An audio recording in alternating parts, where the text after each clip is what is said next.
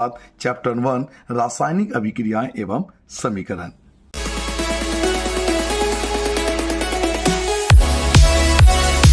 चलिए बच्चों, तो यहां से स्टार्ट करते हैं अपना ये बेहतरीन चैप्टर। और आपको फर्स्ट पॉइंट याद करना है कि रासायनिक अभिक्रिया होती क्या है।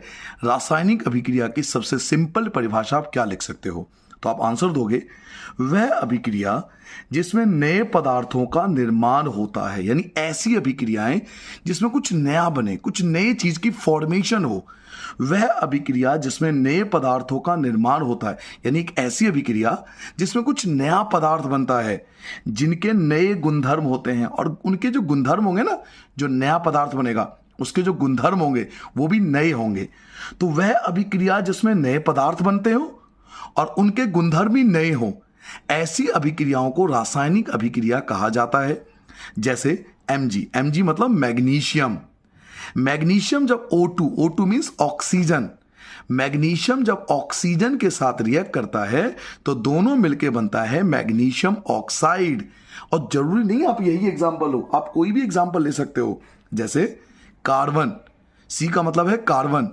कार्बन जब ऑक्सीजन के साथ रिएक्ट करता है, कार्बन जब ऑक्सीजन के साथ रिएक्ट करता है तो वो बनता है कार्बन डाइऑक्साइड। मैंने यही एग्जांपल क्यों लिया है? क्योंकि आपके बुक में पहला एक्टिविटी जो है ना, आपके बुक की जो फर्स्ट एक्टिविटी है वो इसी के बारे में है। इसलिए हमने नोट्स बनाते हुए इन बात का ध्यान रखा है कि आपकी एक्टिविटी भी कवर हो जाए। तो जब मैग्नीशियम ऑक्सीजन के साथ रिएक्ट करता है तो एक नई चीज बनाता है जिसको बोलते हैं मैग्नीशियम ऑक्साइड।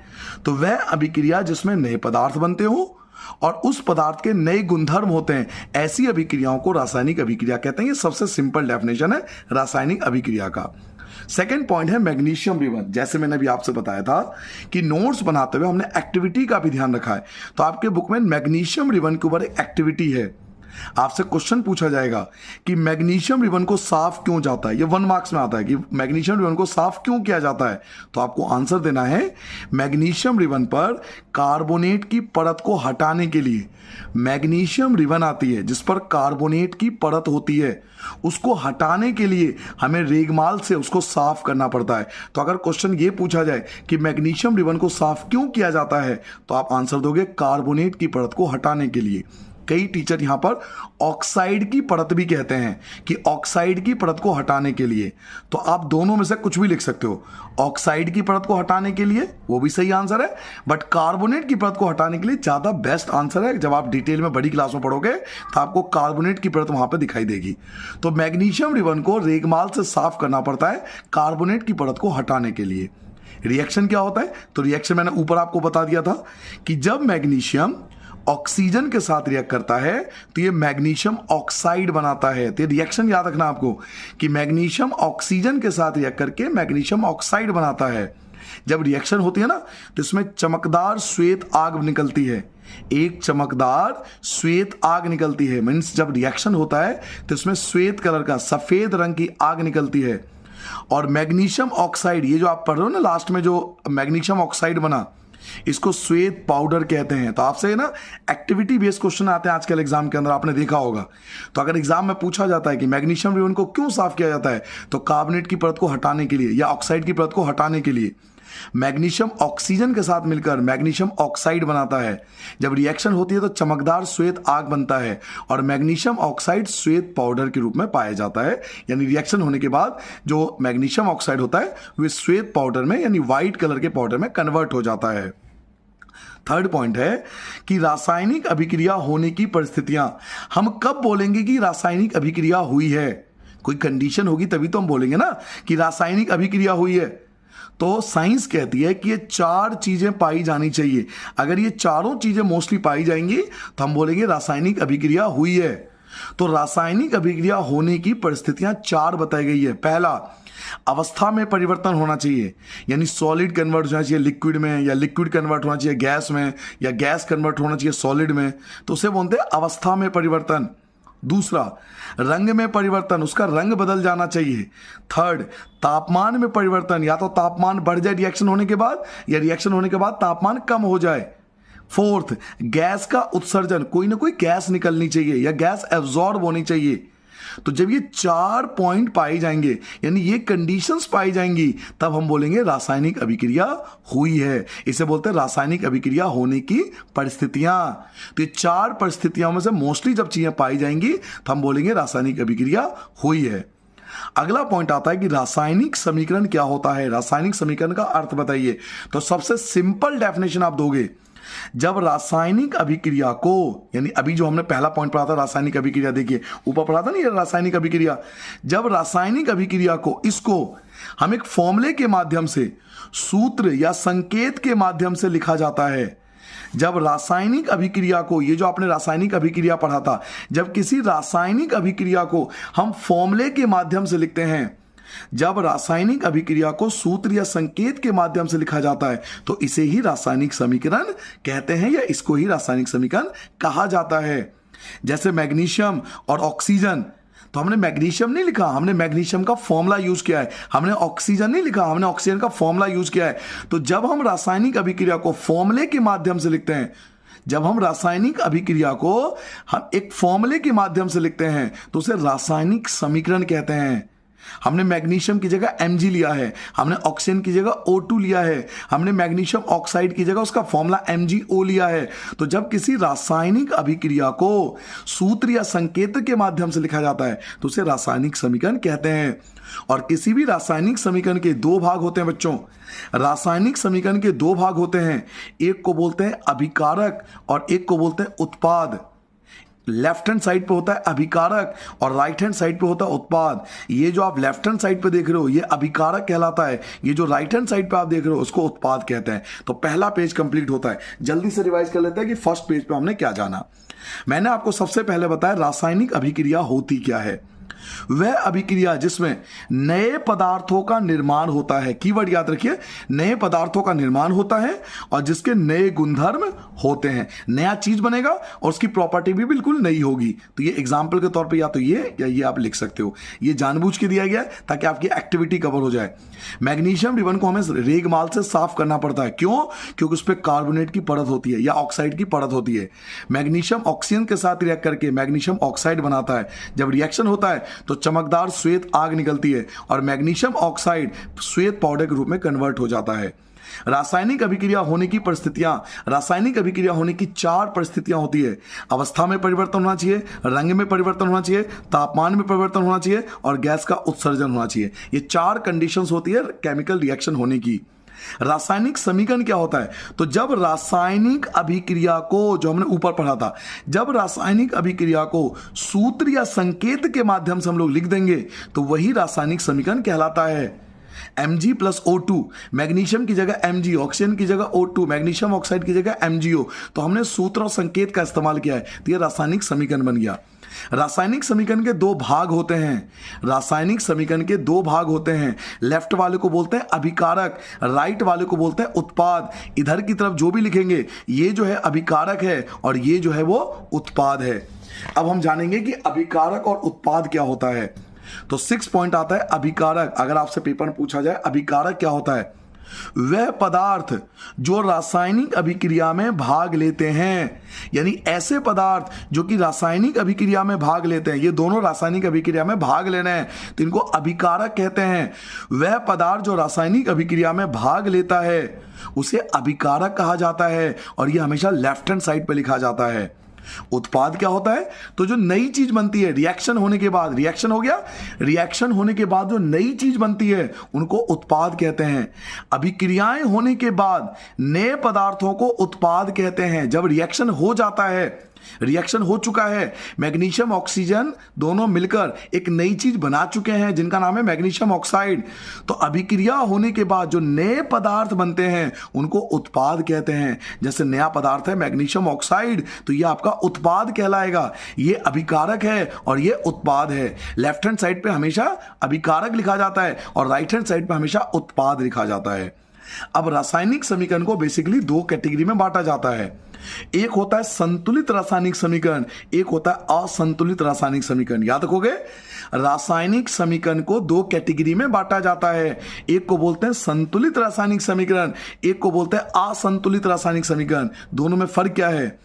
जब अभिकारक व उत्पाद के द्रव्यमान बराबर होते हैं, कहने का मतलब जब लेफ्ट हैंड साइड वाला और राइट हैंड साइड वाला जब दोनों इक्वल हो, आपको याद है ना, अभिकारक इधर लिखते हैं और उत्पाद इधर लिखते हैं, तो जब अभिकारक और उत्पाद दोनों बराबर होंगे, जब अभिकारक और उत्पाद दोनों बराबर होंगे तो उसको बोलेंगे संतुलित रासायनिक समीकरण। जैसे देखिए, यहां मैग्नीशियम 2 हैं, इसलिए 2 लगाया गया है ताकि ये बैलेंस हो सके। यहां मैग्नीशियम 2 हैं तो राइट हैंड साइड पे भी मैग्नीशियम 2 ही है, 2 Mg, 2 मैग्नीशियम है।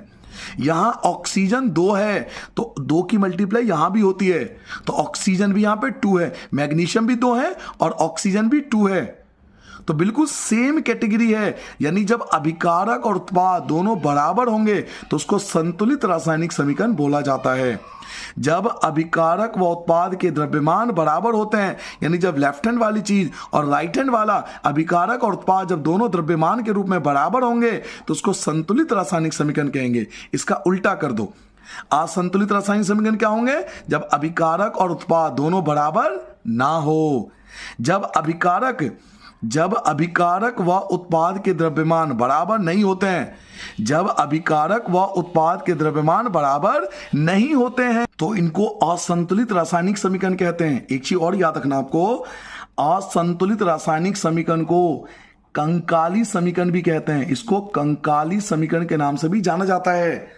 जो असंतुलित रासायनिक समीकरण पढ़ रहे हो ना आप, इसको कंकाली समीकरण भी बोलते हैं। तो दोनों का मतलब एक ही है। जब अभिकारक और उत्पाद दोनों के द्रव्यमान बराबर ना हो, जैसे यहां देखिए Mg यहां पर 1 है, वहां भी Mg 1 है, बट यहां देखिए ऑक्सीजन 2 है और यहां ऑक्सीजन 1 है, तो इसको असंतुलित रासायनिक समीकरण बोलेंगे या कंकाली समीकरण बोलेंगे। ऐसे समीकरण जिसमें अभिकारक और उत्पाद के द्रव्यमान बराबर नहीं होते हैं, यानी लेफ्ट हैंड वाला और राइट हैंड वाला जब बराबर ना हो तो उसे असंतुलित रासायनिक समीकरण कहते हैं। इसको कंकाली समीकरण के नाम से भी जाना जाता है, मैंने लिख भी दिया। इसको कंकाली समीकरण, कंकाली रासायनिक समीकरण भी कहते हैं। जो मैंने ऊपर लिखा है यहां पे लिख दिया आपके लिए। तो रासायनिक समीकरण को संतुलित क्यों किया जाता है? अभी मैंने आपको बताया कि रासायनिक समीकरण की 2 कैटेगरी होती है, एक होती है संतुलित, एक होती है असंतुलित। तो साइंस कहती है आपका रासायनिक समीकरण हमेशा संतुलित होना चाहिए, आपका रासायनिक समीकरण हमेशा संतुलित होना चाहिए। असंतुलित का कोई यूज नहीं होता। केमिकल रिएक्शन हमेशा बैलेंस होना चाहिए, संतुलित होना चाहिए, असंतुलित नहीं होना चाहिए। क्यों भाई, क्यों बैलेंस किया जाता है? किसी रासायनिक समीकरण को बैलेंस क्यों किया जाता है ये मैं आपको बताने वाला हूं, बट इस पेज को रिवाइज करा देता हूं। पहले मैंने आपको बताया अभिकारक क्या होता है। वह पदार्थ जो रासायनिक अभिक्रिया में भाग लेते हैं, जो लेफ्ट हैंड साइड पे लिखा होता है, उन्हें अभिकारक कहते हैं। अभिक्रिया होने के बाद जो नए पदार्थ बनते हैं उनको उत्पाद कहते हैं। इनको लेफ्ट हैंड साइड, इनको राइट हैंड साइड पे लिखा जाता है। रासायनिक समीकरण के 2 कैटेगरी होते हैं, एक होता है संतुलित रासायनिक समीकरण, एक होता है असंतुलित रासायनिक समीकरण। संतुलित रासायनिक समीकरण वो होता है जब अभिकारक व उत्पाद के जो द्रव्यमान होते हैं वो बराबर होते हैं, यानी left hand side right hand side दोनों बराबर होंगे। मैग्नीशियम 2 है, यहां भी मैग्नीशियम 2 है, यहां ऑक्सीजन 2 है और यहां भी ऑक्सीजन 2 है, तो ये संतुलित रासायनिक समीकरण है। असंतुलित रासायनिक समीकरण या कंकाली समीकरण वो होते हैं जब अभिकारक व उत्पाद के द्रव्यमान बराबर नहीं होते हैं। यहां Mg 1 है, यहां भी Mg 1 है, लेकिन ऑक्सीजन 2 है, यहां ऑक्सीजन 1 ही है, यहां ऑक्सीजन 2 है, यहां ऑक्सीजन 1 है, तो इसे असंतुलित बोलते हैं। इसको कंकाली रासायनिक समीकरण भी कहते हैं। फिर मैं आपसे क्वेश्चन पूछ रहा था कि रासायनिक समीकरण को संतुलित क्यों किया जाता है, आपसे पूछा जाएगा। मैंने अभी आपसे बताया कि असंतुलित रासायनिक समीकरण का कोई यूज नहीं है। अगर कोई रासायनिक समीकरण असंतुलित भी है ना तो आपको उसे संतुलित करना पड़ता है। क्यों भाई? केमिकल रिएक्शन हमेशा बैलेंस क्यों होना चाहिए, संतुलित ही क्यों होना चाहिए? तो इसका रीजन 9th क्लास की बुक में था। याद कीजिए, जब आप 9वीं क्लास में थे ना तो आपने एक रूल पढ़ा था जिसको बोलते हैं द्रव्यमान संरक्षण का नियम। द्रव्यमान संरक्षण के नियम के कारण हमें रासायनिक समीकरण हमेशा बैलेंस रखना पड़ता है। यह नियम क्या कहता था? रासायनिक अभिक्रिया में द्रव्यमान की ना तो उत्पत्ति होती है और ना ही विनाश। यानी रासायनिक अभिक्रिया में ना तो द्रव्यमान बढ़ता है और ना ही द्रव्यमान घटता है। बात को समझो। किसी भी साइंस के टीचर से पूछोगे तो हमेशा आपसे बोलेगा कि भाई रासायनिक समीकरण हमेशा संतुलित होना चाहिए, बैलेंस होना चाहिए। क्यों? क्योंकि द्रव्यमान संरक्षण का नियम ऐसा कहता है कि रासायनिक अभिक्रिया में द्रव्यमान की ना तो उत्पत्ति होती है ना ही विनाश। यानी रासायनिक अभिक्रिया में ना तो द्रव्यमान बढ़ता है और ना ही घटता है। तो ना जब ना द्रव्यमान बढ़ेगा और ना घटेगा तो बराबर रहेगा ना। इसलिए रासायनिक समीकरण को हमेशा बैलेंस रखना पड़ता है। रासायनिक अभिक्रियाओं के प्रकार, रासायनिक अभिक्रियाओं को 5 प्रकार में बांटा गया है। बच्चों याद रखना, रासायनिक अभिक्रियाओं को 5 कैटेगरी में यानी 5 प्रकार होते हैं। रासायनिक अभिक्रिया को 5 प्रकार में बांटा गया है। पहला संयोजन अभिक्रिया, दूसरा वियोजन अभिक्रिया, तीसरा विस्थापन अभिक्रिया, चौथा द्विविस्थापन अभिक्रिया, पांचवा रेडॉक्स अभिक्रिया। रासायनिक अभिक्रिया 5 प्रकार के होते हैं: संयोजन अभिक्रिया, वियोजन अभिक्रिया, विस्थापन अभिक्रिया, द्विविस्थापन अभिक्रिया और रेडॉक्स अभिक्रिया। और यही हम मेन 1 बाय 1 इन सब के बारे में पढ़ने वाले हैं। सबसे पहले हम जानेंगे कि संयोजन अभिक्रिया क्या होता है। संयोजन अभिक्रिया के बारे में आप पेपर में क्या लिख के आओगे? जब 2 या 2 से अधिक अभिकारक मिलकर, जब 2 या 2 से अधिक अभिकारक याद है ना जो लेफ्ट हैंड साइड पे होते थे, तो जब 2 या 2 से अधिक अभिकारक मिलकर एक उत्पाद बनाते हैं, उत्पाद जो राइट हैंड साइड पे लिखते हैं, यानी अभिकारक तो 2 या 2 से ज्यादा होंगे लेकिन उत्पाद केवल एक होगा। जब 2 या 2 से ज्यादा अभिकारक होंगे लेकिन उत्पाद केवल एक होगा तो उसको बोलेंगे संयोजन अभिक्रिया। जैसे एग्जांपल देखिए, यहां पर 2 अभिकारक है लेकिन उत्पाद एक है। यहां भी देखिए, यहां पे 2 अभिकारक है लेकिन उत्पाद एक है। तो जब अभिकारक 2 या 2 से ज्यादा हो लेकिन उत्पाद एक हो तो उसको बोलते हैं संयोजन अभिक्रिया। वियोजन अभिक्रिया का सबसे सिंपल डेफिनेशन जो आपको लिख के आना वो ये है, जब एक अभिकारक टूटकर, यानी अभिकारक है ना ये वाला अभिकारक, ये टूटेगा, ये वाला अभिकारक जो है वो टूटेगा और 2 या 2 से ज्यादा उत्पाद बनाएगा। जब एक अभिकारक टूटकर 2 या 2 से अधिक उत्पाद का निर्माण करता है, जब एक अभिकारक टूटता है और वो 2 या 2 से ज्यादा उत्पाद बनाता है तो उसे वियोजन अभिक्रिया के नाम से जाना जाता है। क्लियर हो गया? संयोजन वियोजन फर्क समझ में आ गया? अभिकारक बहुत सारे होंगे, उत्पाद एक होगा। यहां अभिकारक एक होगा लेकिन उत्पाद बहुत सारे होंगे। उसके बाद आता है विस्थापन अभिक्रिया। अभी विस्थापन अभिक्रिया क्या है? जब अधिक अभिक्रियाशील तत्व, देखिए सभी तत्व जो होता है वो अलग अलग होता है। आपने नाम सुना होगा सिल्वर, आपने नाम सुना होगा गोल्ड, आपने नाम सुना होगा पोटेशियम, आपने नाम सुना होगा सोडियम, आपने नाम सुना होगा आयरन, आपने नाम सुना होगा जिंक। ये सभी जो धातु हैं, तत्व हैं, इनकी अभिक्रियाशील अलग अलग होती है। कोई ज्यादा रिएक्टिव है, कोई कम रिएक्टिव है, कोई बहुत ज्यादा रिएक्टिव है, कोई बहुत कम रिएक्टिव है। आप भी तो है ना, किसी को बहुत जल्दी गुस्सा आता है, कोई आप में से है जो बहुत कम गुस्सा करता है, तो कोई ज्यादा रिएक्टिव है, कोई कम रिएक्टिव है। तो जब अधिक अभिक्रियाशील तत्व यानी जो ज्यादा रिएक्टिव है वो वाला तत्व कम अभिक्रियाशील तत्व को विस्थापित कर देता है, जब ज्यादा रिएक्टिव वाला तत्व कम अभिक्रियाशील तत्व को हटा देता है, जब अधिक अभिक्रियाशील तत्व यानी ज्यादा रिएक्टिव वाला तत्व कम अभिक्रियाशील तत्व को विस्थापित कर देता है, हटा देता है, तो उसको विस्थापन अभिक्रिया कहते हैं। अब सर जी हमें कैसे पता चलेगा कि कौन ज्यादा रिएक्टिव है कौन कम रिएक्टिव है? तो ये चीज हम चैप्टर 3 में समझेंगे। चैप्टर 3 में हम समझेंगे कि हमें कैसे पता चलेगा कि कौन एलिमेंट ज्यादा रिएक्टिव है या कौन कम रिएक्टिव है। चैप्टर 3 में आएगा रिएक्टिविटी सीरीज, एक टॉपिक है रिएक्टिविटी सीरीज, उसमें हम जानेंगे कि कौन सा एलिमेंट ज्यादा रिएक्टिव है कौन सा एलिमेंट कम रिएक्टिव है।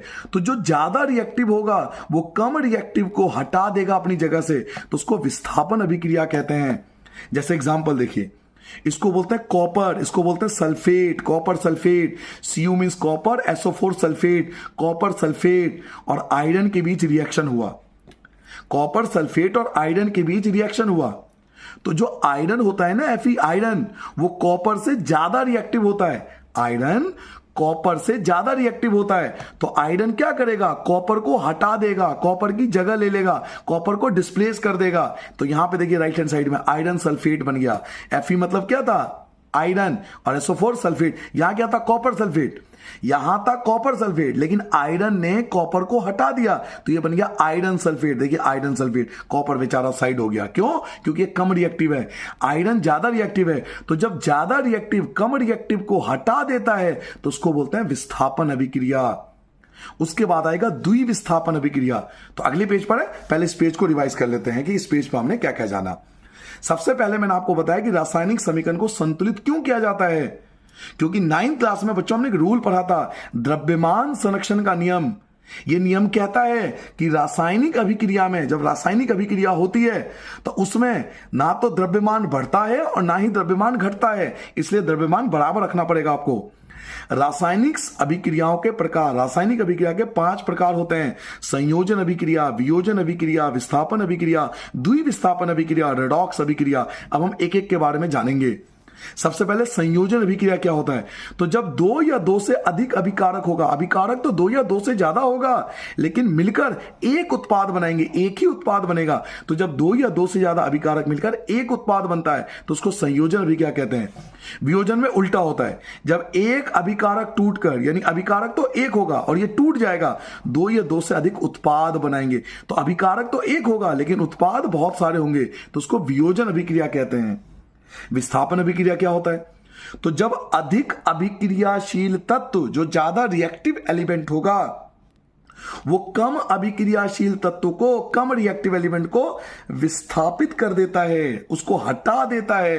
तो ऐसी अभिक्रिया जिसमें अधिक अभिक्रियाशील तत्व कम अभिक्रियाशील तत्व को विस्थापित कर देता है, उसे विस्थापन अभिक्रिया कहते हैं। जैसे आयरन जो है वो ज्यादा रिएक्टिव है तो वो कॉपर को विस्थापित कर देगा, तो वो आयरन सल्फेट बन गया, कॉपर अलग हो गया। अब हम पढ़ेंगे द्विविस्थापन अभिक्रिया क्या होता है। तो इसकी सबसे सिंपल डेफिनेशन जो आपके एनसीईआरटी बुक में, नोट्स को बिल्कुल एनसीईआरटी के अकॉर्डिंग बताया गया है ताकि आपके मार्क्स ना कटे, बिल्कुल 100% मार्क्स का आए, तो बिल्कुल एनसीईआरटी से लिखा गया है। देखिए, द्विविस्थापन अभिक्रिया के बारे में आप क्या लिखोगे? जब अभिकारकों के बीच आयन का आदान प्रदान होता है। सर जी, आयन क्या होते हैं? याद कीजिए, जब आप 9th क्लास में थे तब आपने पढ़े थे आयन। आयन 2 प्रकार के होते हैं, एक होता है पॉजिटिव आयन, एक होता है नेगेटिव आयन, धन आयन और ऋण आयन। जितने भी मेटल्स होते हैं उन पे होता है पॉजिटिव आयन, जितने भी नॉन मेटल होते हैं उन पे होता है नेगेटिव आयन। उन्हें आयन बोलते हैं। आयन मतलब चार्ज पार्टिकल्स। तो जब अभिकारकों के बीच आयन का आदान प्रदान होता है, यानी ये आयन आपस में एक्सचेंज होंगे, ये आयन कहलाते हैं, धनात्मक और ऋणात्मक। जब ये आपस में एक्सचेंज होंगे, जब अभिकारकों के बीच आयन का आदान प्रदान होता है तो उसे द्विविस्थापन अभिक्रिया कहते हैं। जैसे यहां पे देखिए, Na क्या है? सोडियम है। Na मतलब सोडियम, SO4 सल्फेट, Ba होता है बेरियम, Cl2 होता है chlorine. Sodium sulphate, barium chloride, sodium sulphate, barium chloride. जब इनका रिएक्शन होगा तो पता है क्या होगा? इसे बोलते हैं ए, इसे बोलते हैं बी, इसे बोलते हैं सी, इसे बोलते हैं डी। तो याद रखना, फर्स्ट हमेशा चौथे के साथ जाता है, पहला हमेशा फोर्थ के साथ जाएगा। यानी Na और Cl दोनों एक साथ हो जाएंगे। देखिए ये रहा, तो दोनों में 2 लगाए ना, 2 और 2। तो यहां पर नहीं लिखेंगे 2 और 2, हम इन दोनों की जगह यहां लिख देंगे 2, जैसे इसमें लिखा हुआ है। 2 और 2 यहां नहीं लिखेंगे, ये बस मैंने समझाने के लिए लिखा था। 2 और 2 नहीं लिखेंगे, हम 2 यहां लिख देंगे। पहला जाएगा हमेशा फोर्थ के साथ और तीसरा हमेशा जाता है सेकंड के साथ। ये द्विविस्थापन की पहचान है कि थर्ड हमेशा सेकंड के साथ जाएगा। यानी BaSO4, देखिए बेरियम सल्फेट एक साथ हो गया। जब फर्स्ट हमेशा जाए फोर्थ के साथ और थर्ड जाए सेकंड के साथ, जब पहला और चौथा एक साथ हो जाए और तीसरा और दूसरा एक साथ हो जाए तो उसके द्विविस्थापन अभिक्रिया होती है। और इसकी परिभाषा क्या होती है? जब अभिकारकों के बीच आयन का आदान प्रदान होता है, ये आयन जब आपस में एक्सचेंज होते हैं तो उसको द्विविस्थापन अभिक्रिया कहते हैं। उसके बाद आता है रेडॉक्स अभिक्रिया। रेडॉक्स अभिक्रिया के 2 पार्ट्स होते हैं, एक होता है उपचयन अभिक्रिया, एक होता है अपचयन अभिक्रिया। रेडॉक्स अभिक्रिया के 2 कैटेगरी होती है, 2 पार्ट्स होती है, उपचयन और अपचयन। अब ये उपचयन अभिक्रिया क्या होती है? उपचयन अभिक्रिया पूछेगा आपसे पेपर में कि उपचयन अभिक्रिया क्या होता है। तो सिंपल आपको 2 लाइन में आंसर बताना है। ऑक्सीजन की वृद्धि, यानी ऐसी अभिक्रिया जिसमें ऑक्सीजन बढ़ जाए, ऑक्सीजन की वृद्धि हो, या ऐसी अभिक्रिया जिसमें हाइड्रोजन का ह्रास हो जाए, यानी हाइड्रोजन कम हो जाए। उपचयन अभिक्रिया वो अभिक्रिया होती है जिसमें ऑक्सीजन की वृद्धि होती है, ऑक्सीजन बढ़ जाता है, या फिर हाइड्रोजन का ह्रास होता है, हाइड्रोजन कम हो जाता है। कोई भी एक चीज होना चाहिए, तो उसको उपचयन अभिक्रिया कहते हैं। मैं आपको एग्जांपल से समझाता हूं। देखिए, कॉपर यहां पर अकेला है, कॉपर यहां पर अकेला है, ऑक्सीजन अलग है, लेकिन जब दोनों आपस में रिएक्ट कर गया तो क्या बन गया, कॉपर ऑक्साइड, यानी कॉपर के साथ ऑक्सीजन जुड़ गया। पहले कॉपर अकेला था, लेकिन अब कॉपर के साथ ऑक्सीजन ऐड हुआ है, कॉपर के साथ ऑक्सीजन जुड़ गया, तो ऑक्सीजन की वृद्धि हो गई, इसलिए उसको उपचयन अभिक्रिया कहेंगे। ऐसी अभिक्रिया जिसमें ऑक्सीजन बढ़ जाए या हाइड्रोजन कम हो जाए तो उसको बोलते हैं उपचयन अभिक्रिया। अपचयन अभिक्रिया में उल्टा कर दो, अपचयन अभिक्रिया में इसका उल्टा कर दो, ऑक्सीजन का ह्रास होगा, यानी ऑक्सीजन कम हो जाएगा या फिर हाइड्रोजन की वृद्धि हो जाएगी। आप इसका एग्जांपल यही लिख सकते हो, जब कॉपर ऑक्साइड को हम लोग हीट करते हैं ना, जब कॉपर ऑक्साइड को हीट किया जाता है तो कॉपर अलग हो जाता है और ऑक्सीजन अलग हो जाता है। तो यहां देखिए कॉपर के साथ ऑक्सीजन था, कॉपर के साथ ऑक्सीजन जुड़ा हुआ था, लेकिन हीट करने के बाद कॉपर अलग हो गया, ऑक्सीजन अलग हो गया, तो कॉपर के लिए ऑक्सीजन कम हो गया, ऑक्सीजन का ह्रास हो गया, ऑक्सीजन कम हो गया। पहले कॉपर के साथ ऑक्सीजन था, बट अब कॉपर के साथ ऑक्सीजन नहीं है, तो ऑक्सीजन का ह्रास हो गया, इसलिए इसको अपचयन अभिक्रिया कहते हैं। उसके बाद आता है रेडॉक्स अभिक्रिया। पहले आपको समझना पड़ेगा कि रेडॉक्स अभिक्रिया के दो पार्ट्स होते हैं, उपचयन और अपचयन। उपचयन क्या होता है, जिसमें ऑक्सीजन की वृद्धि हो या हाइड्रोजन का ह्रास हो जाए, या तो ऑक्सीजन बढ़ जाए या हाइड्रोजन कम हो जाए। अपचयन क्या होता है कि या तो ऑक्सीजन कम हो जाए या हाइड्रोजन की वृद्धि हो जाए। रेडॉक्स अभिक्रिया होता है जिसमें दोनों हो, अपचयन भी हो रहा हो और उपचयन भी हो रहा हो। देखिए ये रहा इसका एग्जाम्पल, इसमें कोई परिभाषा नहीं लिखनी है आपको, बस ये एग्जाम्पल आपको याद रखना है कि रेडॉक्स में दोनों होने चाहिए, अपचयन भी होना चाहिए और उपचयन भी होना चाहिए। देखिए मैं एग्जांपल देता हूं, कॉपर के साथ ऑक्सीजन था, बट अब कॉपर के साथ ऑक्सीजन नहीं है। पहले कॉपर के साथ ऑक्सीजन था, अब कॉपर के साथ ऑक्सीजन तो नहीं है, तो इसको ये देखिए कॉपर के साथ ऑक्सीजन कम हो गया, तो इसको बोलेंगे अपचयन, इसको बोलेंगे अपचयन, अपचयन, अपचयन। ठीक है बेटा। अब देखो हाइड्रोजन अकेला था, लेकिन हाइड्रोजन के साथ ऑक्सीजन जुड़ गया, हाइड्रोजन अकेला था लेकिन हाइड्रोजन के साथ ऑक्सीजन ऐड हो गया, और जब ऑक्सीजन ऐड होता है ना तो उसको उपचयन कहते हैं। देखिए ऑक्सीजन की वृद्धि, ऑक्सीजन जब ऐड होगा तो उसे उपचयन कहेंगे, तो इसके लिए ये वाला जो है ये उपचयन कहलाएगा, उपचयन, उपचयन। तो क्योंकि इसमें अपचयन भी हो रहा है और उपचयन भी हो रहा है, तो ऐसी अभिक्रिया जिसमें अपचयन और उपचयन दोनों एक साथ हो रहे हो उसको रेडॉक्स अभिक्रिया कहते हैं। तो रेडॉक्स अभिक्रिया में आपको बताना है कि इसके दो पार्ट होते हैं, उपचयन और अपचयन। फिर उपचयन के बारे में बता दो, अपचयन के बारे में बता दो, फिर रेडॉक्स का एक एग्जाम्पल दे दो। ऐसा एग्जाम्पल देना जिसमें उपचयन भी हो रहा हो और अपचयन भी हो रहा हो। ठीक है। नाउ अभी मैंने आपको थोड़ी देर पहले बताया था कि रासायनिक अभिक्रिया को ना संतुलित करना पड़ता है, तो रासायनिक अभिक्रिया को संतुलित करने की विधि पूछेगा कि कौन से मेथड से उसको बैलेंस करते हैं। साइंस में बैलेंस केमिकल इक्वेशन यूज होता है, मैंने आपको पहले भी बताया। रासायनिक अभिक्रिया को संतुलित करना पड़ता है, पूछेगा कौन से मेथड से। रासायनिक समीकरण को संतुलित करने वाले विधि का नाम बताइए, तो रासायनिक अभिक्रिया को संतुलित करने वाले मेथड का नाम है हीट और ट्रायल विधि, ये विधि का नाम है। हालांकि विधि हम चैप्टर का लास्ट में करेंगे, बैलेंस का नाम लास्ट में सीखेंगे, बट आपको मेथड याद रखना है। रासायनिक समीकरण को संतुलित करने वाली विधि का नाम है हीट और ट्रायल विधि। ठीक है। उसके बाद अभिक्रिया के प्रकार, ऊष्मा के आधार पर, ऊष्मा के आधार पर अभिक्रिया दो प्रकार की होती है, एक होती है ऊष्मा छेपी, एक होती है ऊष्मा शोषी। ये देखो गलत लिखा हुआ है, ऊष्मा छेपी आएगा, ऊष्मा छेपी ऐसे लिख लेना, ऊष्मा छेपी अभिक्रिया। अभिक्रिया के प्रकार, ऊष्मा के आधार पर, ऊष्मा के आधार पर दो प्रकार की अभिक्रिया होती है, एक होती है ऊष्मा छेपी अभिक्रिया, एक होती है ऊष्मा शोषी अभिक्रिया, जो मैं अभी आपको पढ़ाने वाला हूं। पहले इस चैप्टर को, इस पेज को रिवाइज कर लेते हैं। अभी मैंने आपको बताया था द्विविस्थापन अभिक्रिया क्या होता है। जब अभिकारकों के बीच आयन का आदान प्रदान होता है तो उसे द्विविस्थापन अभिक्रिया कहते हैं। फर्स्ट हमेशा जाएगा फोर्थ के साथ और थर्ड जाएगा हमेशा सेकंड के साथ। रेडॉक्स अभिक्रिया होती है जिसमें उपचयन अपचयन दोनों हो रहा हो। उपचयन अभिक्रिया क्या होता है, जिसमें ऑक्सीजन बढ़ रहा हो या हाइड्रोजन कम हो रहा हो। कॉपर के साथ ऑक्सीजन नहीं था लेकिन कॉपर के साथ ऑक्सीजन ऐड हो गया, इसलिए उपचयन है। अपचयन क्या होता है, जिसमें ऑक्सीजन का ह्रास हो रहा हो यानी ऑक्सीजन कम हो रहा हो या हाइड्रोजन की वृद्धि हो रहा हो, हाइड्रोजन बढ़ रहा हो। जैसे एग्जांपल दिया, कॉपर के साथ ऑक्सीजन था लेकिन अब कॉपर के साथ ऑक्सीजन नहीं है, ऑक्सीजन कम हो गया, इसलिए अपचयन अभिक्रिया है। रेडॉक्स अभिक्रिया में ऐसा एग्जांपल लेना होता है जिसमें हमारा अपचयन भी हो रहा हो और हमारा उपचयन दोनों एक साथ हो रहा हो।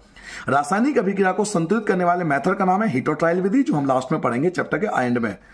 अभिक्रिया के दो प्रकार होते हैं ऊष्मा के आधार पर। ऊष्मा के आधार पर रासायनिक अभिक्रिया के दो प्रकार होते हैं, एक होता है ऊष्माक्षेपी और एक होता है ऊष्माशोषी। अब ये ऊष्माक्षेपी और ऊष्माशोषी क्या हो, तो चलो हम अगले पेज पे जानते हैं कि ऊष्माक्षेपी और ऊष्माशोषी अभिक्रिया क्या होता है। अगला पेज आ चुका है, देखिए ऊष्माक्षेपी अभिक्रिया, ये बच्चे ने गलत लिख दिया, ऊष्माक्षेपी लिखना आपको, ठीक है, ऊष्माक्षेपी अभिक्रिया ऐसे कर देना। ऊष्माक्षेपी अभिक्रिया क्या होती है, वह अभिक्रिया जिसमें उत्पाद के साथ ऊष्मा उत्पन्न होती है।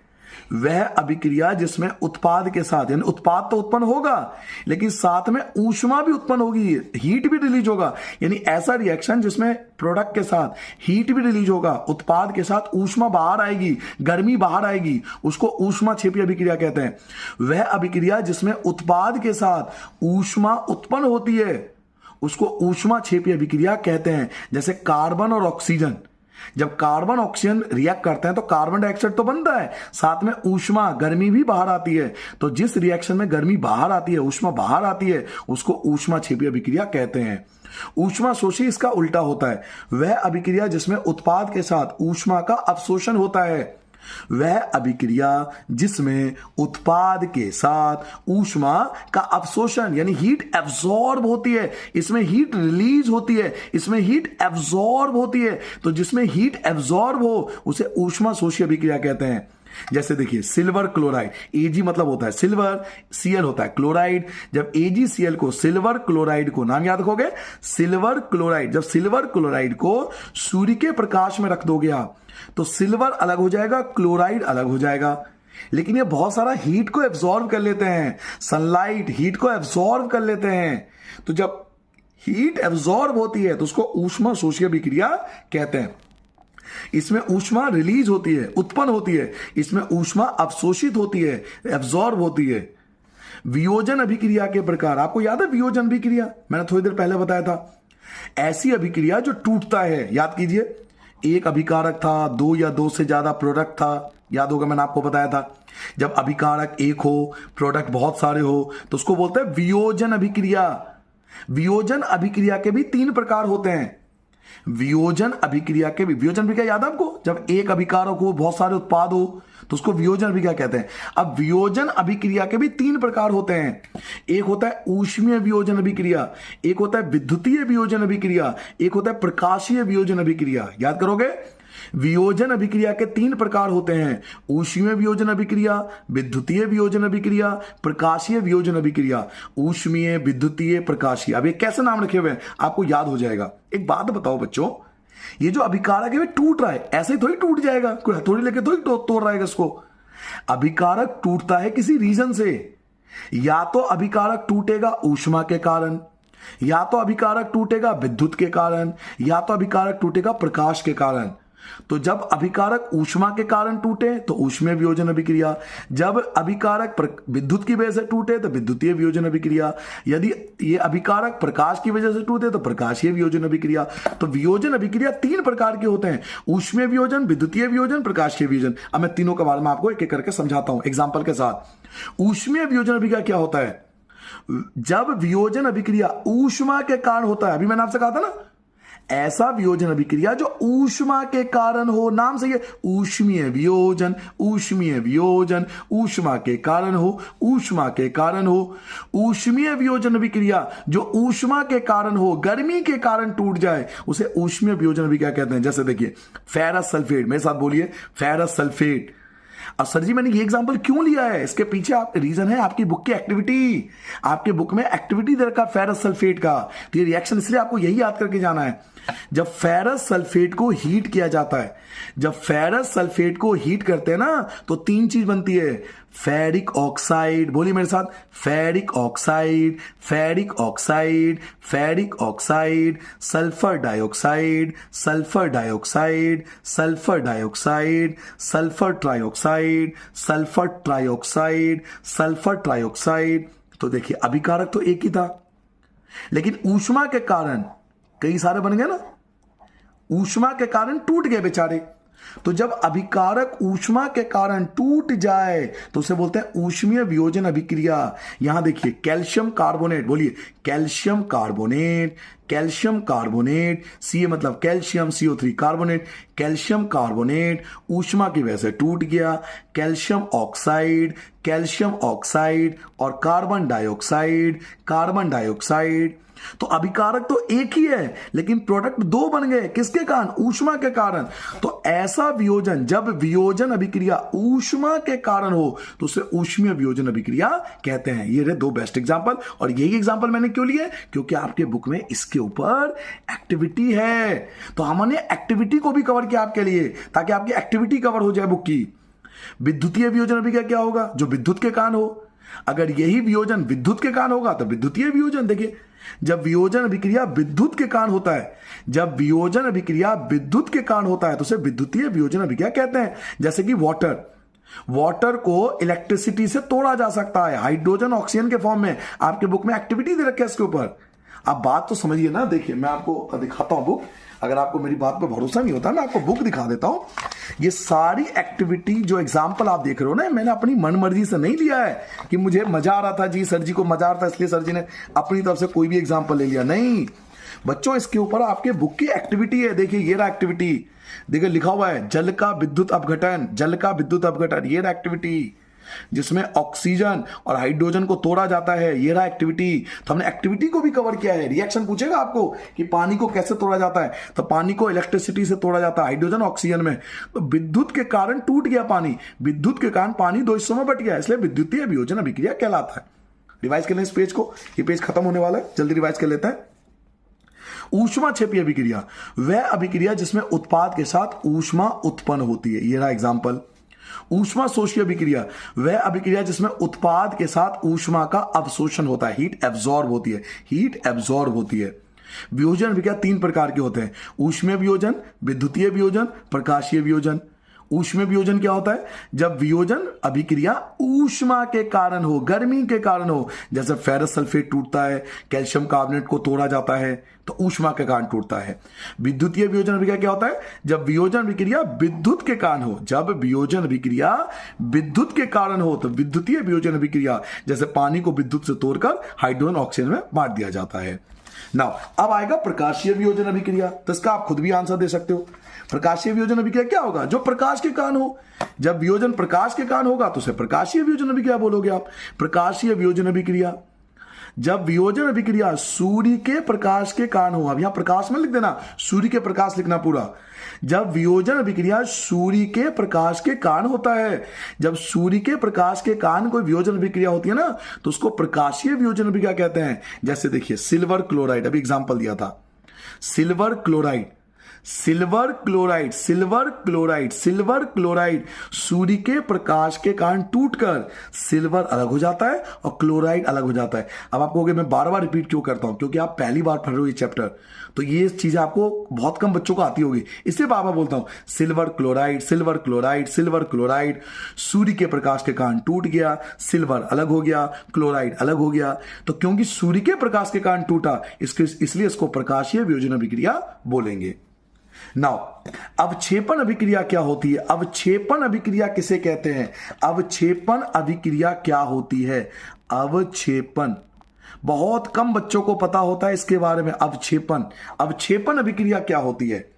देखिए बच्चों, कुछ रिएक्शन ऐसे होते हैं ना जो रिएक्शन होने के बाद कुछ पदार्थ को बचा देते हैं जो पानी में अघुलनशील होता है। यानी ऐसे अभिक्रिया जिसमें कुछ अघुलनशील पदार्थ का निर्माण हो, वह अभिक्रिया जिसमें अवशेष अघुलनशील पदार्थ का निर्माण हो, वह अभिक्रिया जिसमें अगर आप इसे छोड़ना चाहे तो छोड़ दो, इसे इसका मतलब है अवक्षेप, इसको अवक्षेप कहते हैं। अवक्षेप आप चाहते हो आप अवक्षेप लिख सकते हो। अवक्षेप होता है कुछ ऐसा पदार्थ बच जाना जो पानी में घुल नहीं सकता, बेकार चीज है रिएक्शन होने के बाद।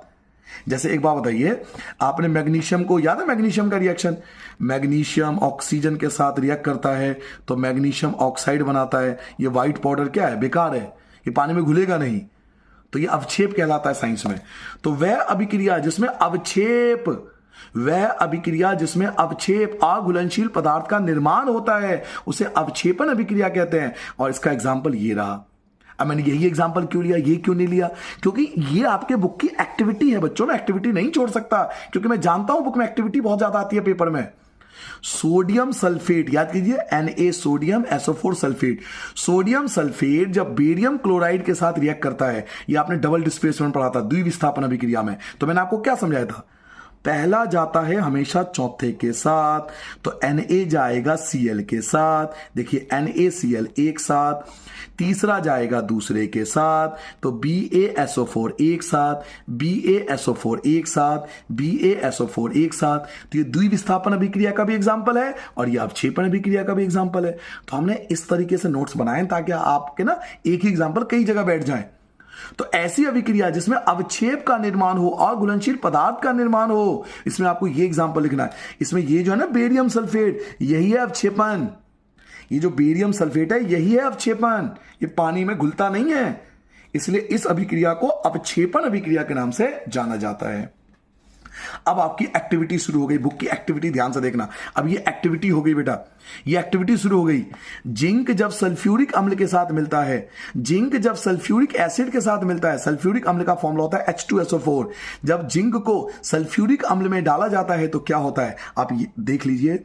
पिछले साल CBSE का जो सैंपल पेपर है ना, उनका पहला क्वेश्चन मेरे नोट्स का यही पार्ट था 29। अब जाके चेक कर लीजिए, CBSE सैंपल पेपर का पहला क्वेश्चन ही मेरे नोट्स का ये वाला पार्ट था कि जब जिंक को सल्फ्यूरिक अम्ल में डालते हैं तो क्या होता है। तो याद रखना, जब जिंक को सल्फ्यूरिक अम्ल में डाला जाता है तो जिंक सल्फेट बनता है, जिंक सल्फेट बनता है और हाइड्रोजन गैस रिलीज होती है। उन्होंने ये पूछा था कौन सी गैस रिलीज होती है, तो हाइड्रोजन गैस रिलीज होती है।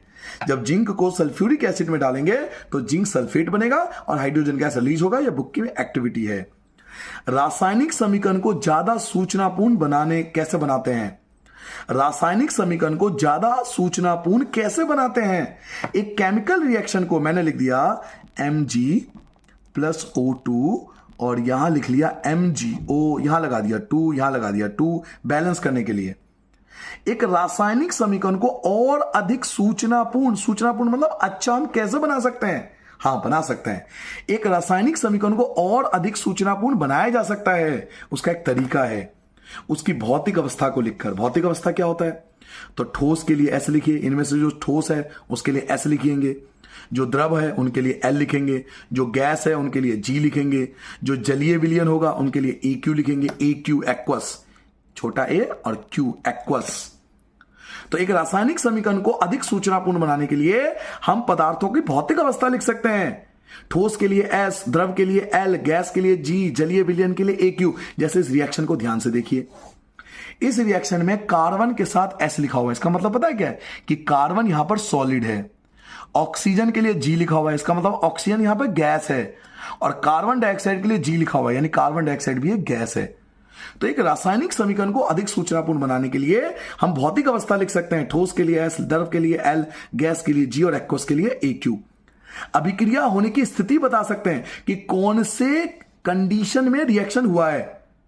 कभी एरो के ऊपर सूर्य का प्रकाश लिख देंगे जब सनलाइट की जरूरत पड़ेगी, कभी हम एरो के ऊपर ऊष्मा लिख देंगे जब हमें ऊष्मा की जरूरत पड़ेगी, कभी हम एरो के ऊपर विद्युत लिख देंगे जब हमें विद्युत की जरूरत पड़ेगी, जब एरो के ऊपर तापमान लिख देंगे, कभी दाब लिख देंगे, कभी उत्प्रेरक लिख देंगे।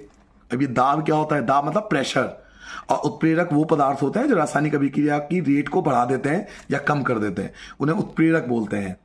जैसे अगर आप उत्प्रेरक समझना चाहो तो ऐसा समझ लो कि दूध से दही बनाने, आपने देखा होगा मम्मी को, दूध से दही बनाने के लिए पहले दूध को थोड़ा उबालना पड़ेगा और थोड़ा ठंडा करना पड़ेगा, तो वो उत्प्रेरक है एक तरह से।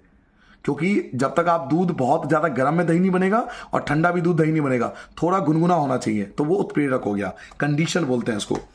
तो रासायनिक अभिक्रिया को सूचनापूर्ण बनाने के लिए ये कंडीशंस हैं।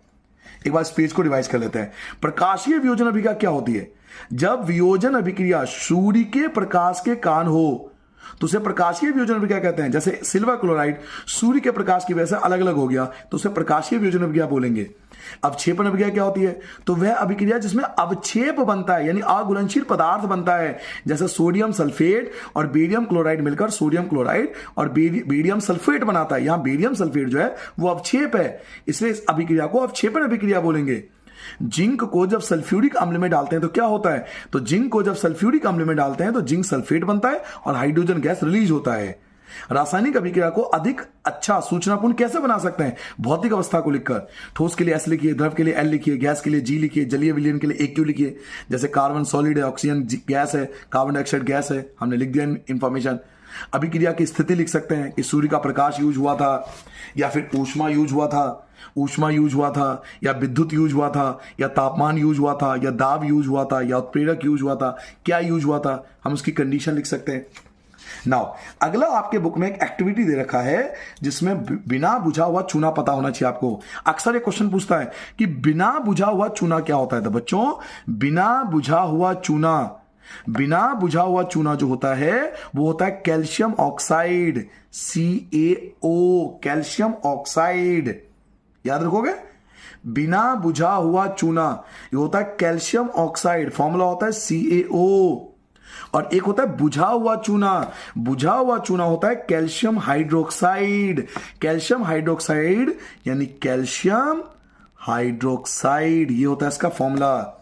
इसको बोलते हैं बिना बुझा हुआ चूना, इसको बोलते हैं बुझा हुआ चूना। एग्जाम में आता है MCQ वगैरह में, कैल्शियम ऑक्साइड और कैल्शियम हाइड्रोक्साइड, यह है बिना बुझा हुआ चूना, यह है बुझा हुआ चूना। अब एग्जाम में आता है कि बिना बुझा हुआ चूने को बुझा हुआ चूने में कैसे कन्वर्ट किया जाता है। बिना बुझा हुआ चूने को बुझा हुआ चूने में कैसे कन्वर्ट किया जाता है, तो बिना बुझा हुआ चूने में पानी मिलाकर, अगर हम बिना बुझे हुए चूने में यानी कैल्शियम ऑक्साइड में, ये होता है बिना बुझा हुआ चूना, याद कीजिए अभी बताया था मैंने, बिना बुझा हुआ चूना यानी कैल्शियम ऑक्साइड, अगर इसमें पानी मिला दोगे ना तो ये बन जाएगा कैल्शियम हाइड्रोक्साइड यानी बुझा हुआ चूना, और इसमें हीट भी रिलीज होती है, ऊष्मा भी उत्पन्न होती है इस रिएक्शन में।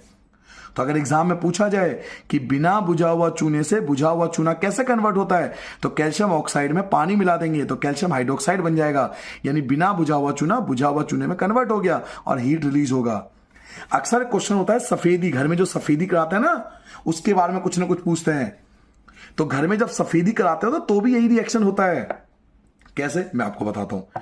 दुकान से हम लोग लेके आते हैं POP, प्लास्टर ऑफ पेरिस, या फिर पुट्टी सुना होगा आपने, अपने घर में पूछना अपने पिताजी से, उनको पता होगा। ये अगर आपने सुन रखा तो बहुत अच्छी बात है, पुट्टी बोलते हैं। वो होता है calcium oxide powder, white colour का पाउडर आता है, कट्टा आता है इसका 25 किलो का या 15 किलो का, छोटे भी आते हैं 1-2 किलो के भी आते हैं, बट अधिकतर लोग बड़े किलो लाते हैं। तो कैल्शियम ऑक्साइड ये पाउडर आ गया, इसको पानी में डाल देते हैं। जो हमने लेबर लगा रखे हैं ना मिस्त्री, वो कैल्शियम ऑक्साइड के पाउडर को पानी में डाल देते हैं तो वो कैल्शियम हाइड्रोक्साइड बन जाता है। उसको घोलते हैं, पहले कुछ देर तक घोलेंगे, उसमें हीट रिलीज हो जाएगा। तो अब ये कैल्शियम हाइड्रोक्साइड बन गया। अब कैल्शियम हाइड्रोक्साइड कार्बन डाइऑक्साइड के साथ रिएक्ट करता है। कैल्शियम, देखिए पहले हम पाउडर लेके आए, बात को समझिए। हम दुकान से क्या लेके आए, हम दुकान से लेके आए कैल्शियम ऑक्साइड, मिस्त्री ने उसको डाल दिया पानी में तो बन जाएगा कैल्शियम हाइड्रोक्साइड। उस घोल को बोलेंगे, जो व्हाइट कलर का घोल तैयार होता है ना, उसे कैल्शियम हाइड्रोक्साइड बोलेंगे। अब दीवारों पर तो यही लगेगा कैल्शियम हाइड्रोक्साइड, ये थोड़ी लगेगा, पाउडर थोड़ी लगेगा, पानी में घोल लगेगा। तो दीवारों पर कैल्शियम हाइड्रोक्साइड लगाएंगे। अब दीवार पे जो कैल्शियम हाइड्रोक्साइड है ना, वो अपने आसपास के कार्बन डाइऑक्साइड को खींच लेता है। दीवार पे जो कैल्शियम हाइड्रोक्साइड लगा हुआ है वो अपने आसपास के कार्बन डाइऑक्साइड से रिएक्ट कर लेता है और बनाता है कैल्शियम कार्बोनेट और वाटर। तो पानी तो धीरे धीरे दीवार पे सूख जाएगा गर्मी की वजह से, पानी जो बनाना है ये धीरे धीरे इवेपोरेट हो जाएगा, सूख जाएगा। 1-2 दिन बाद जब पानी सूख जाएगा ना तो आपकी दीवारें चमकने लगेगी। क्यों? कैल्शियम कार्बोनेट की वजह से। बात को समझिए, हम दुकान से क्या लेके आए, कैल्शियम ऑक्साइड, उसको किसमें घोला, पानी में, घोल तैयार हो गया कैल्शियम हाइड्रोक्साइड। दीवार पे क्या लगाया, कैल्शियम हाइड्रोक्साइड। कैल्शियम हाइड्रोक्साइड अपने आसपास के कार्बन डाइऑक्साइड को खींच लेता है, इससे बनता है कैल्शियम कार्बोनेट और वाटर।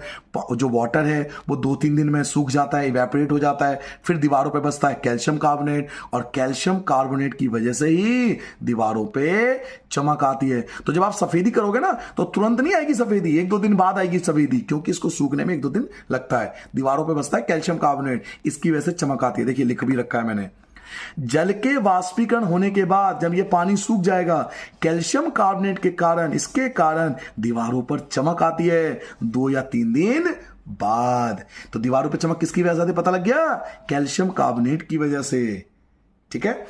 मार्बल जो घर में लगता है, अंडे का छिलका जो आपने देखा होगा, चौक, चूना पत्थर, इनमें से किसी का भी फॉर्मूला पूछे आपको कैल्शियम कार्बोनेट लिख के आना है।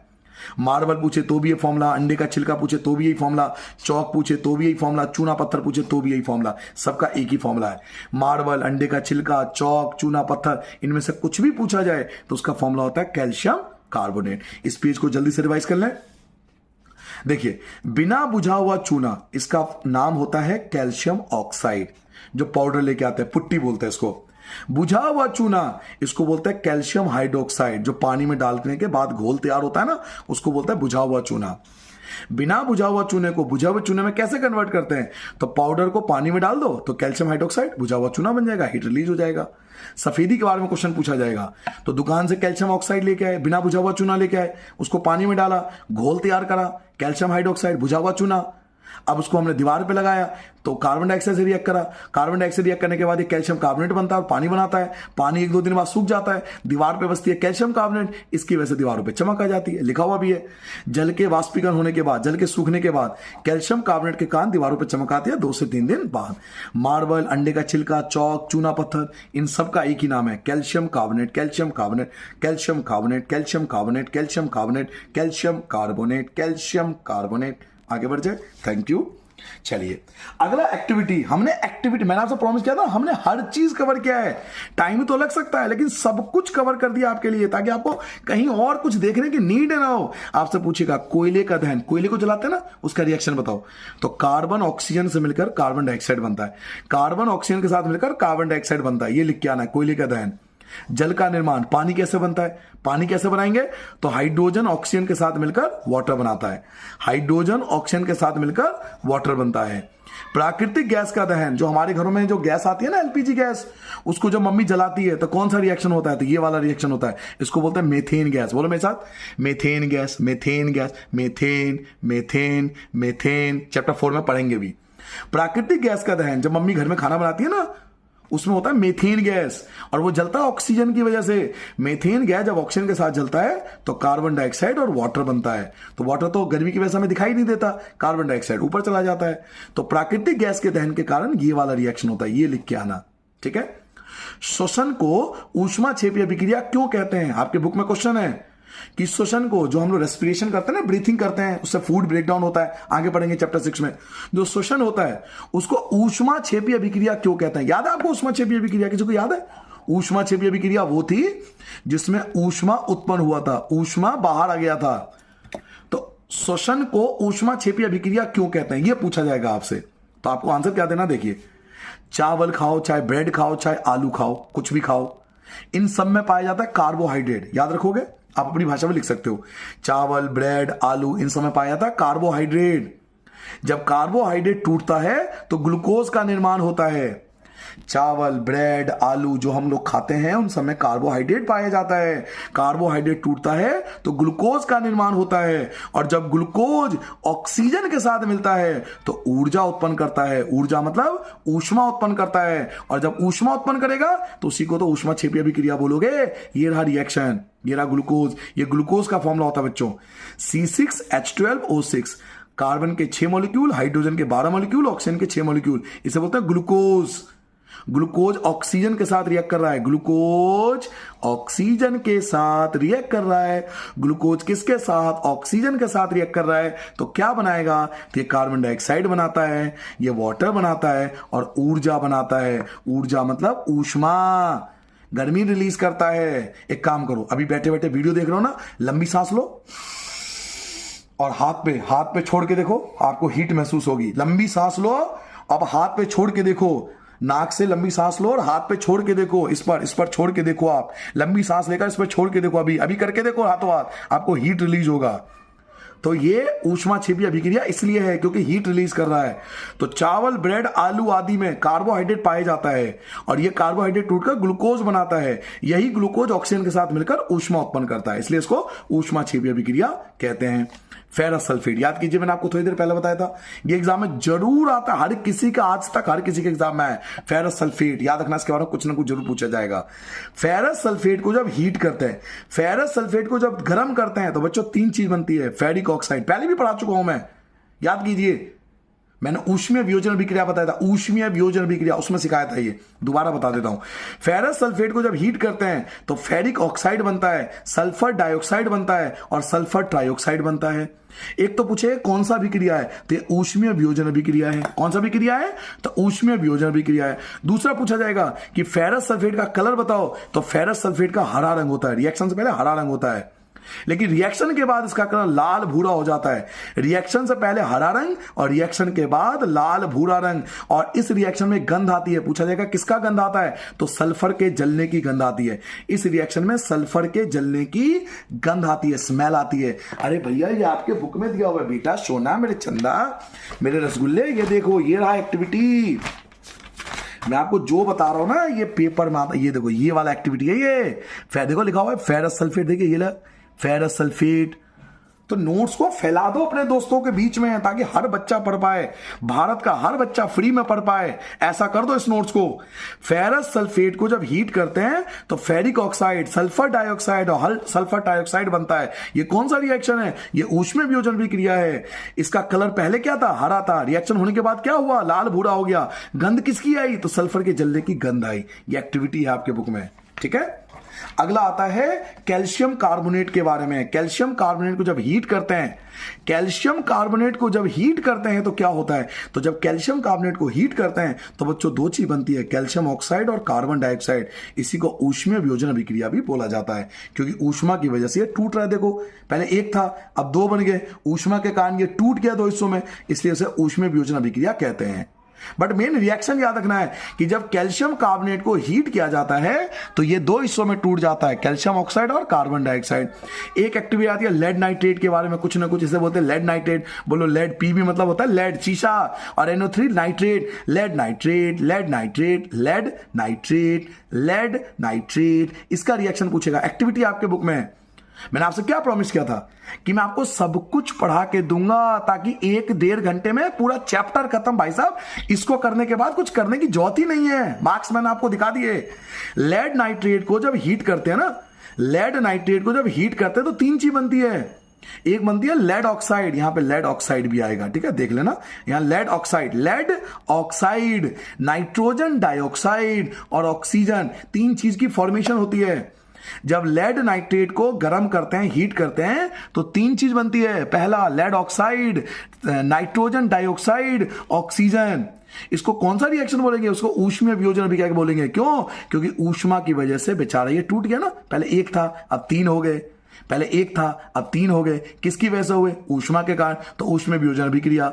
इसमें ना आपसे पूछा जाएगा कि इस रिएक्शन में भूरे रंग का धुआं निकलता है, इन्हें इंग्लिश में बोलते हैं ब्राउन फ्यूम। इंग्लिश में क्या बोलते हैं, ब्राउन फ्यूम। हिंदी बोलते हैं भूरा धुआं। तो भूरा धुआं ये है नाइट्रोजन ऑक्साइड, ये भूरा धुआं मतलब भूरे रंग का धुआं निकलता है।